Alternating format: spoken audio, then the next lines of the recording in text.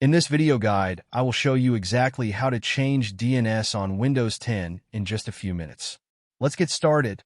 First, right-click on the Wi-Fi or network icon from right bottom side and click Open Network and Internet Settings. Scroll down and click Change Adapter Options. A new window will open showing your network connections. Right-click your active network adapter and select Properties. In the Properties window, select Internet Protocol version 4, also known as TCP/IPv4. Then click Properties. Use the following DNS server addresses. Now enter your preferred DNS server.